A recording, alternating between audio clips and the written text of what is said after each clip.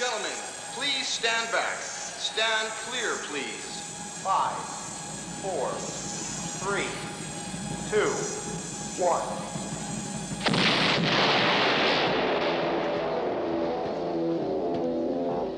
1. There are people who will do anything for thrills. We call them daredevils.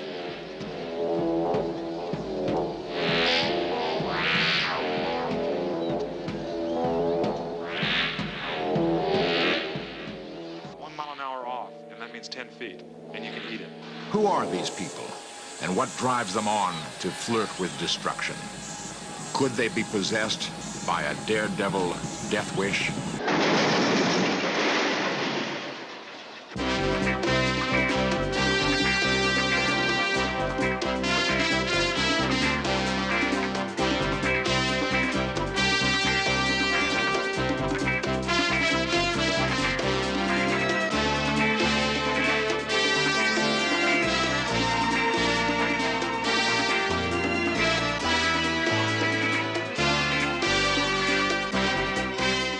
This series presents information based in part on theory and conjecture. The producer's purpose is to suggest some possible explanations, but not necessarily the only ones, to the mysteries we will examine.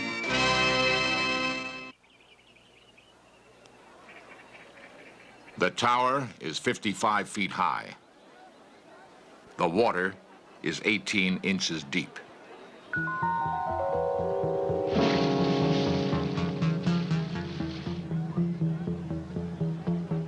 The man will survive. The Daredevil gained great popularity in the 1920s.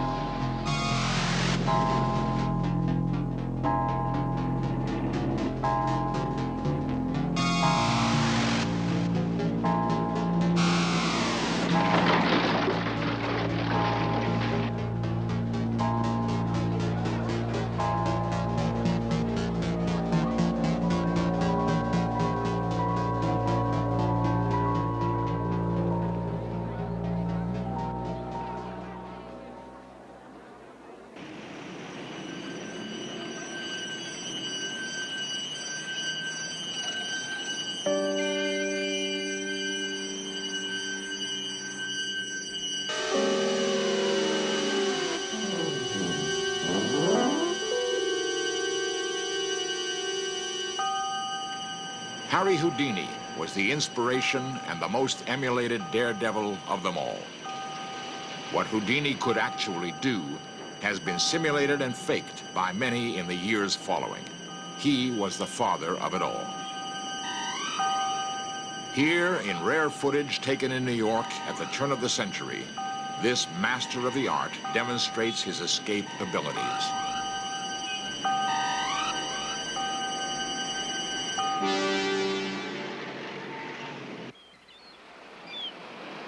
The ability to escape is at the root of all stunts. Not out of a straitjacket or trunk or flaming pyre, but from the clutches of death itself.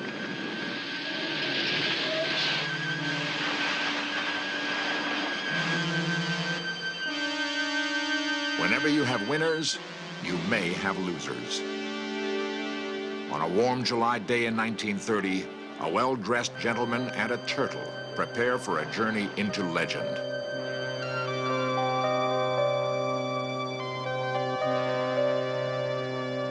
They will attempt a stunt that has almost become the signature of the death wish.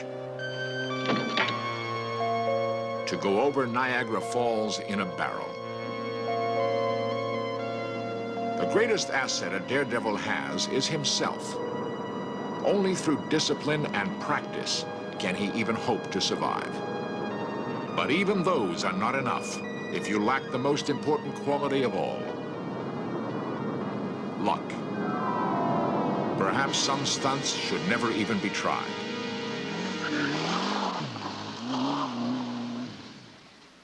What is it that compels a man to go past the boundary of what is safe in order to risk his life? None of the stunts you will see in this program should ever be attempted. They are part of the world of the daredevil, a world where an inch, a second, or a bad reaction can make the difference between life and death. Our quest then is to find out what is the source of the daredevil death wish. At first glance, there's nothing that would separate Pat Jackson from any other 42-year-old housewife and mother. Unless she happens to be on the road.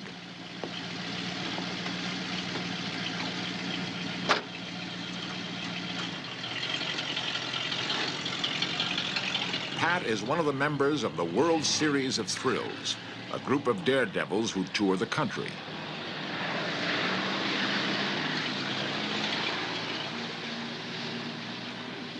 I consider myself a daredevil. I've been in the business for several years and I just love it. I consider myself the normal housewife. I cook and wash dishes and wash clothes and go to the market, just like everyone else.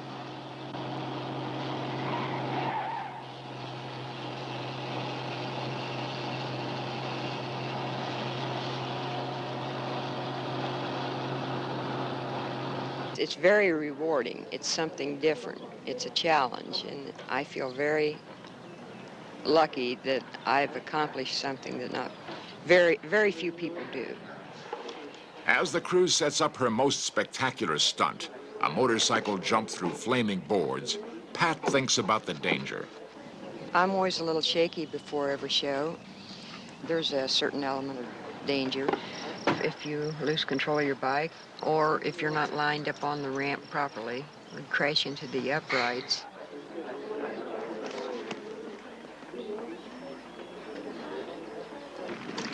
And if you're not going fast enough, you could get burned. It gets pretty hot.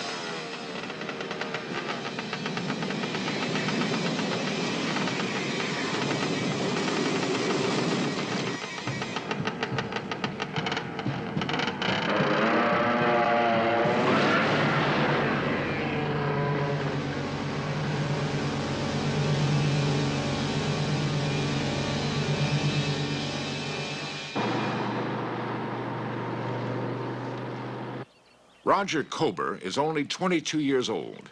His specialty is called the slide for life. You got to keep your heels up and your elbows and your back of your helmet, you know, so you don't hit the ground. If you put your heels down, you can just start rolling. I got a few scratches. I haven't broke any bones yet doing it. If you think about it, it just might happen. So just try not to think about it.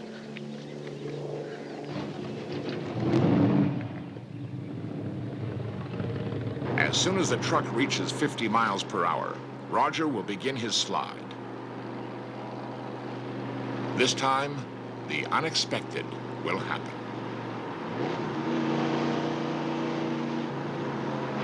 A slight miscalculation sent Roger into a dangerous tumble. Bruised and visibly shaken, he refused to acknowledge how close he came. The slow-motion camera shows what happened.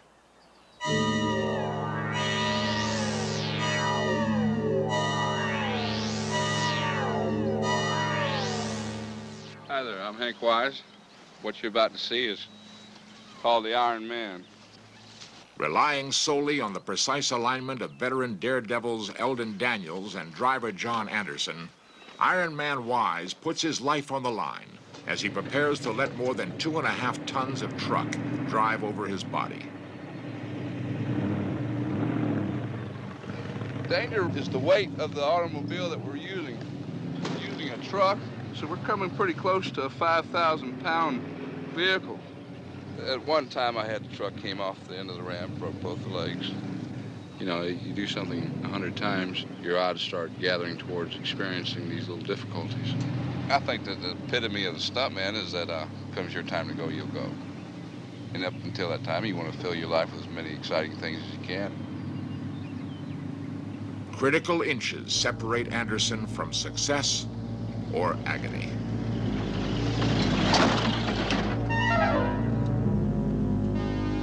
I look forward to telling my grandchildren about the times I've been run over with trucks, and I lived through it. This is a charge that's been set and taught to me some years ago by a man by the name of Johnny King. He perfected this event. It's one that's going to cause quite a bit of noise, quite a bit of excitement, and a real blast. What's going to happen first is the placing of the charge. As you get in to place the charge, you then check your perimeter, be sure everything is clear, and then hope for the best.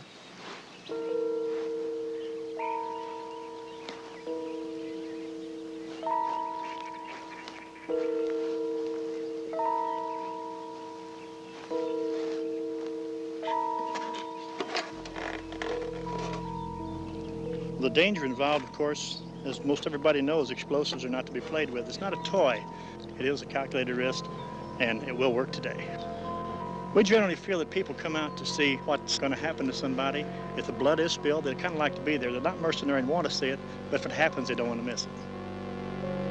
After placing the equivalent of 6 sticks of dynamite below himself, John Anderson prepares to set off the charge.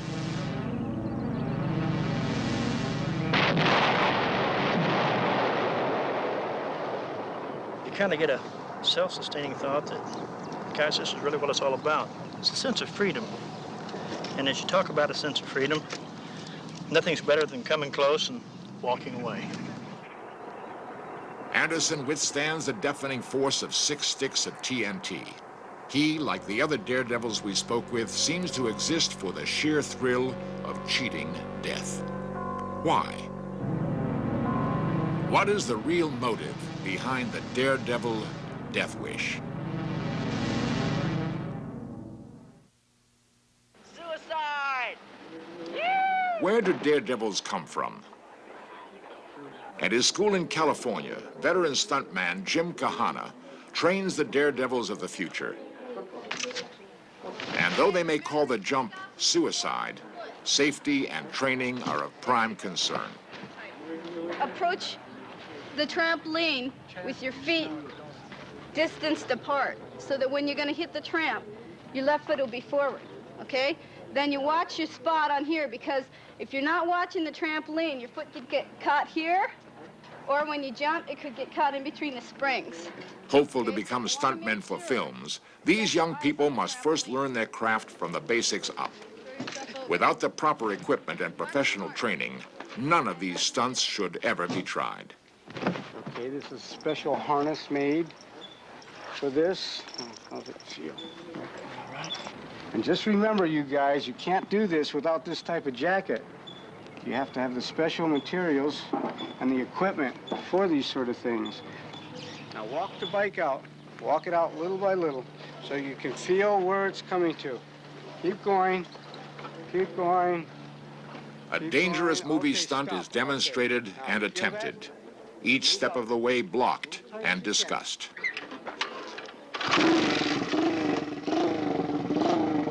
If done incorrectly or without proper equipment, the illusion of being shot off a horse or speeding motorcycle can be fatal.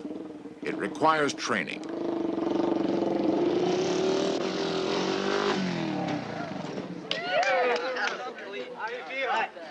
Okay, hold it. How down feel? Alright. Bang. Look good. That looks going good. How do you feel? All right. Good. Breathe. There is danger in everything.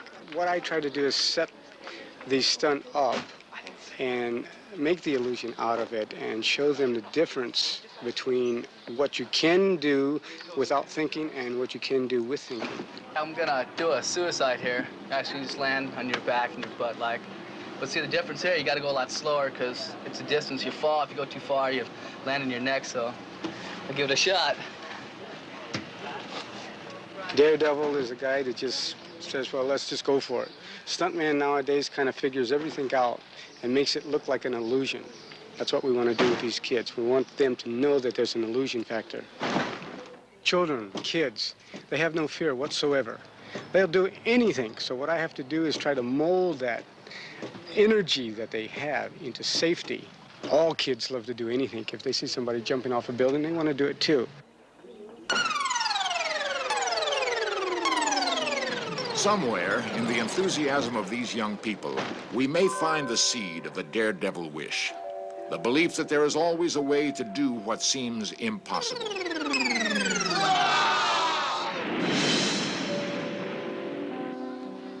Perhaps the ultimate daredevil story belongs to Chuck Strange, pickup pilot.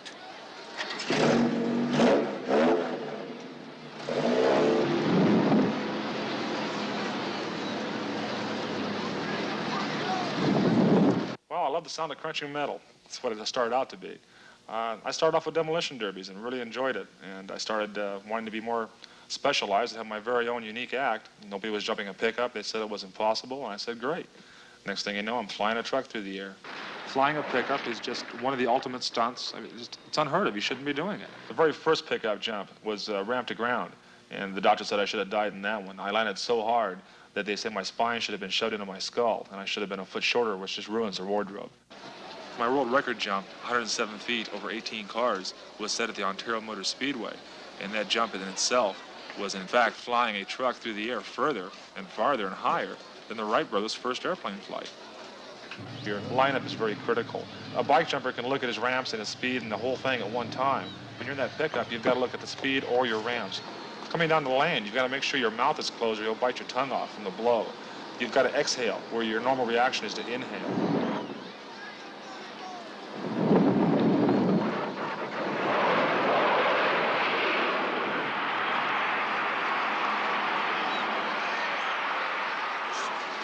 To me, something scary is to go swimming. Why a daredevil seeks out danger and death has been researched by psychologist and sociologist Dr. Samuel Z. Klausner, author of Why Man Dares. What they've done is increase the general energy level by going through fear.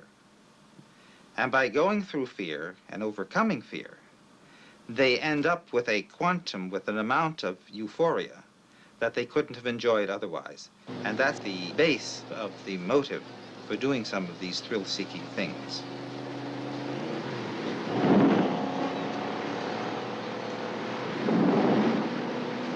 They know the thin line between euphoria and horror.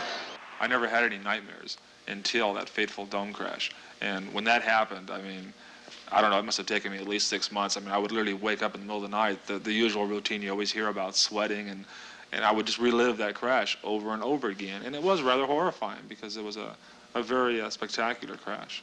And just to think about it, you know, kind of gives you a shiver.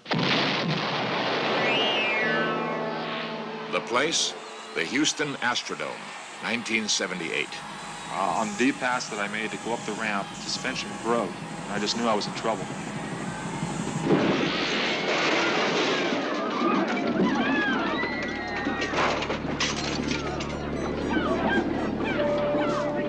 Most of the 59,000 people watching were sure that Chuck Strange was dead, a fear shared even by his own crew.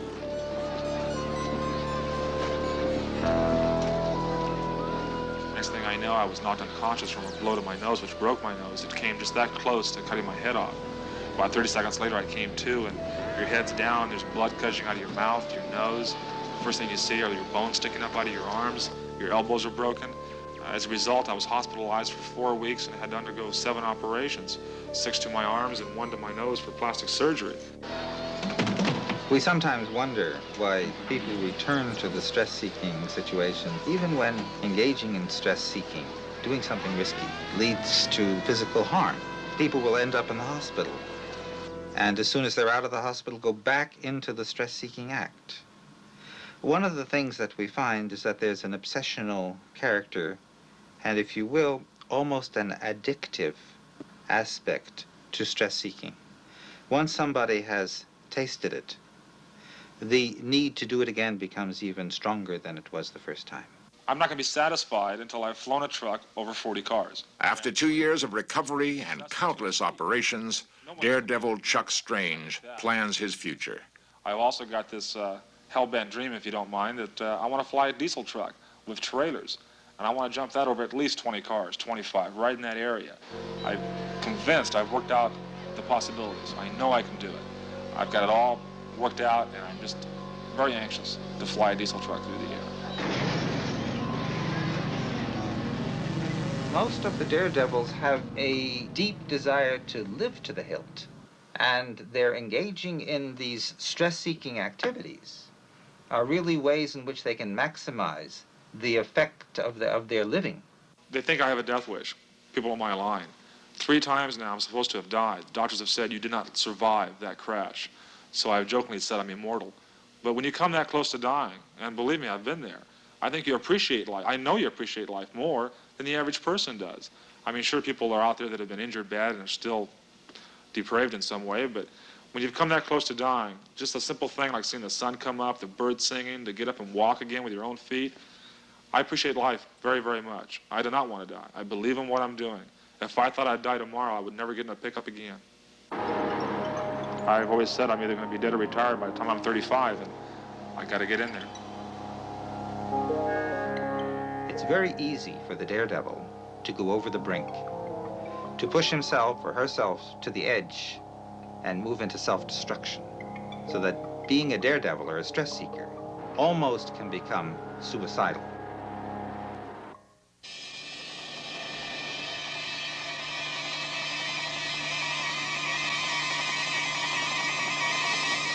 Let us warn the foolhardy. What professional daredevils do, let others not try to imitate. Recognize the dangers for what they are. Daredevils are special members of our society.